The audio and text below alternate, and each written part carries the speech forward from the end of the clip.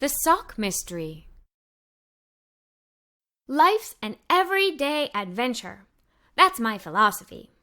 It was a usual calm weekend morning. The sun was shining.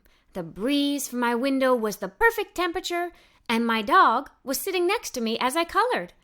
That was until bam, boom, baff! What was all the noise suddenly? My calm morning had turned upside down. My four-legged friend and I looked at each other, then tore out of the room. We followed the noise until we came upon my mother and father searching for something in the kitchen. I tapped my mother's shoulder. "Hi, what are you looking for?" My mother and father answered at the same time. "Socks." "Socks?" I asked with some confusion. "Why are you looking for them in the kitchen?" My mother stopped for a moment and said, almost sadly, "Because we've looked everywhere else." I tried to think like a detective. "Well, how many socks are you missing, and when was the last time you saw them?" "Oh, dear Molly, you are terribly sweet for trying to help. We lose some every week, it seems. We just cannot keep a pair of socks together for very long at all. It's a terrific mystery."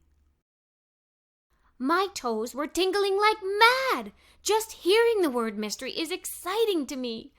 Solving a mystery is one of the most fun things in the world. I quickly gathered some key items for the case. With a pen and paper, we jotted down every place my parents had already searched so we could see what was left to check. No socks. Then, with my flashlight, we looked everywhere one more time, even under beds and in the backs of closets. Still, no socks.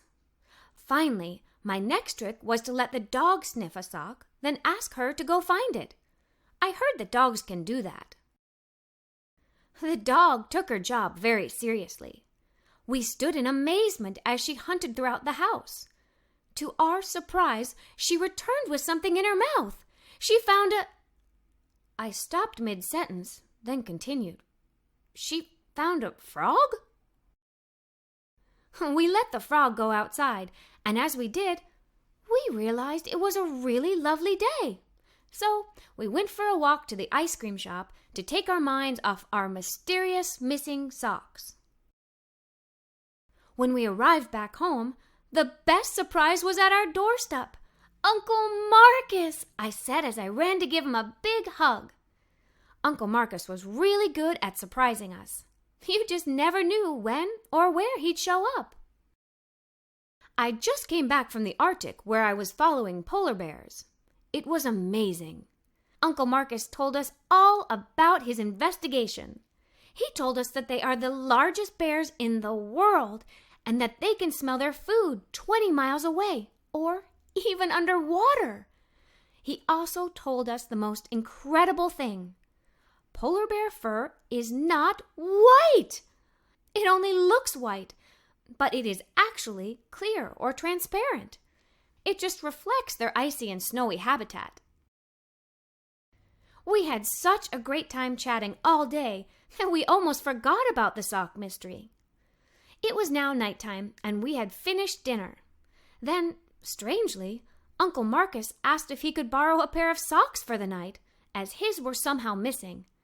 My parents and I burst into laughter. Oh, poor Uncle Marcus didn't know what was so funny. So we told him about the sock mystery. Being an investigative journalist, he began to question us. "What do you think happened to the socks?" he asked my mother. "Well," she said, "I think the reason the dog did not find the socks is because she has been eating them. She is a very good dog in general, but she may have a taste for socks." "Interesting," was my uncle's response. "And what about your theory?" he asked my father. "It seems to me that socks are made with very special material, which dissolves into the air at night, so no one ever knows exactly what happens to them." My parents' theories on the mystery of the missing socks were good, but I knew Uncle Marcus had an idea brewing. "What is your idea, Uncle Marcus?" I asked. After a moment's pause, he spoke. "It is a well-known fact that socks have emotions, and if they are used too often, or not often enough, they leave. They just get up and walk out." I was very entertained by all these opinions, but I had a theory of my own. "Have you ever heard of sock fairies?" I asked the group. Everyone shook their head no. I continued. "Sock fairies are tiny little fairies that live everywhere and wear clothing made of socks. They feel very badly about having to take a sock here or there, but they do stay warm and appreciate the socks. That's what really happens to missing socks." We all had a good laugh at the silly theories we invented. So that night, we went to bed satisfied in knowing that we may never know what happens to missing socks. I used to think that mysteries were only great if you solve them, but I have just discovered that sometimes solving a mystery with your imagination is just as great. Molly Moccasins, everyday adventurer.